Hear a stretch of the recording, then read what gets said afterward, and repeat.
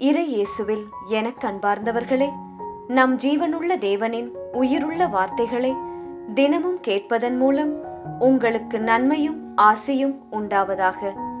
இன்றைக்கு நம் உள்ளத்தில் ஆண்டவர் பேச விரும்புகிற திருவசனம் 1 தெசலோனிக்கர் 5ஆம் அதிகாரம் 18ஆம் திருவசனம்.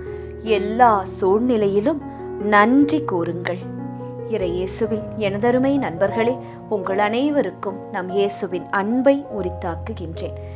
இன்று அக்டோபர் மாதம் 12ஆம் தேதி ஞாயிற்றுக்கிழமை, ஆண்டின் பொதுக்காலம் 28ஆம் ஞாயிறு. இன்று தங்கள் பிறந்த நாள் மற்றும் திருமண நாளை கொண்டாடும் அனைவரையும் இறை இயேசுவின் அன்பும் ஆசீர்வாதங்களும் நிறைவாய் சேரட்டும்.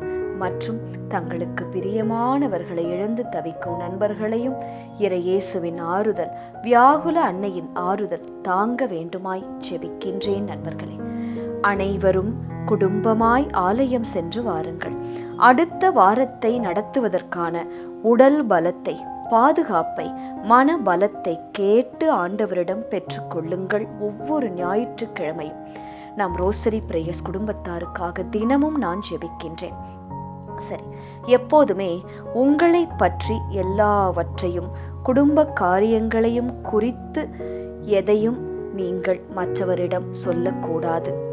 வேலை செய்கின்றவர்களிடம் அல்லது குடும்பத்தில் இருக்கும் மற்ற அனைவரிடம் நாம் எல்லாவற்றையும் எக்ஸ்பிளைன் பண்ணிக்கொண்டே இருக்க வேண்டும் என்ற அவசியம் இல்லை. அப்படி இருக்காதீர்கள். Stop explaining yourself to everybody. அது உங்கள் நேரத்தை மட்டுமே விரயமாக்கும். மற்றபடி அதனால் வேறு எந்த நன்மையும் வராது. மறைவாக குடும்பத்திற்குள் வைக்க வேண்டிய விஷயங்களை எல்லாருக்கும் நீங்கள் தெரியப்படுத்தும் போது உங்கள் குடும்பத்தை தான் ஏளனமாக பேசுவார்கள். நேரம் வரும்போது அதை உபயோகப்படுத்துவார்கள்.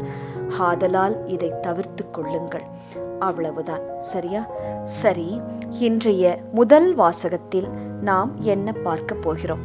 நாமான் கடவுளின் அடியவரிடம் திரும்பி வந்து ஆண்டவரை ஏற்றுக்கொண்டார்.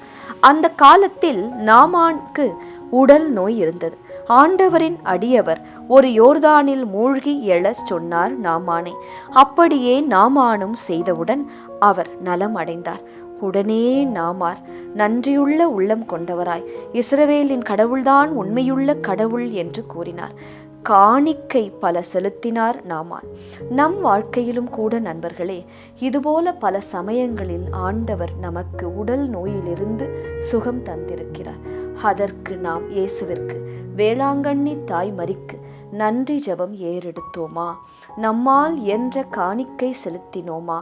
அல்லது நன்மை, உடல் சுகம் கிடைத்தவுடன் இயேசுவை மறந்து போனோமா? சிந்தியுங்கள். எதையோ என்று என் மூலம் உங்களுக்கு நினைவூட்டுகிறார் அல்லவா இயேசு? சரி, இன்றைய 2ஆம் வாசகத்தில் பவுல் கூறுகிறார், கிறிஸ்துவோடு நிலைத்திருந்தால் அவரோடு ஆட்சி செய்வோம். நாம் அவரை மறந்தால் அவரும் நம்மை என்ன செய்வார்? மறந்து போவார். நாம் நம்ப தகுதியே இல்லாதவர்கள். எத்தனையோ முறை கொடுத்த வாக்கை மீறி நம்பிக்கையை உடைத்திருக்கிறோம். ஆனால் இயேசு எல்லா விதத்திலும் நம்ப தகுந்தவர் நண்பர்களே. எனவே எந்த சூழ்நிலையிலும் இயேசுவை விட்டு விலகாதீர்கள். அது மட்டுமல்ல, இன்றைய நற்செய்தியில் எல்லா சூழ்நிலையிலும் நன்றி கூறுங்கள் என்று கூறுகிறார் இயேசு.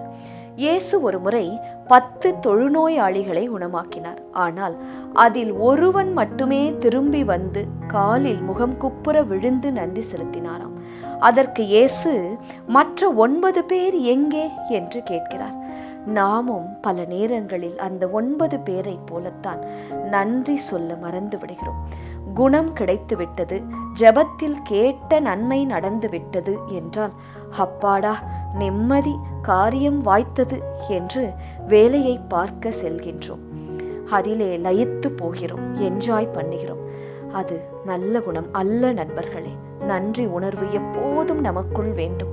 அது ஒரு சின்ன பின்னோ அல்லது ஒரு சிறு பென்சிலோ, எதை மற்றவர்கள் உங்களுக்கு கொடுத்தாலும் தேங்க்யூ என்று நீங்கள் சொல்ல வேண்டும். அந்த நன்றியுள்ள இதயம் இயேசுவிற்கு மிகவும் பிரியமான இதயம். அதை இயேசு தன் மார்போடு சேர்த்து அணைத்துக் கொள்வார். எல்லா தீங்கிலிருந்தும் காத்து நடத்துவார். இன்றைய திருப்பாடல் வழி செபிக்கலாமா?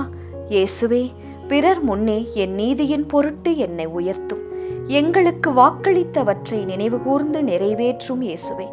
உம்மை மகிழ்ச்சியுடன் புகழ்ந்து பாடுவேன் இயேசுவே. எல்லா சூழ்நிலையிலும் நன்றியுள்ள உள்ளத்தை எனக்கு தாரும். எனக்கு இதுவரை உதவி செய்த அனைவரிடமும் நான் நன்றி பாராட்ட நல்ல மனதை எனக்கு தாரும். இதுவரை நடத்திய உமக்கு, இனி என்னை நடத்தப் போகும் இயேசுவாகிய உமக்கு, அன்னை மரியாவுக்கு, புனிதர்கள் அனைவருக்கும் நன்றியோடு நான் என்றென்றும் ஜெபத்தில் நிலைத்திருக்க அருள்தாரும் இயேசுவே. ஆமேன்.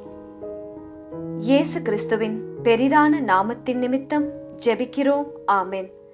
ஒவ்வொரு நாளும் உங்கள் உள்ளத்தில் ஆண்டவர் பேச விரும்புகிற இறை வார்த்தையை தெரிந்து கொள்ள ரோசரி பிரேயர்ஸ் சேனலை சப்ஸ்கிரைப் செய்யுங்கள்.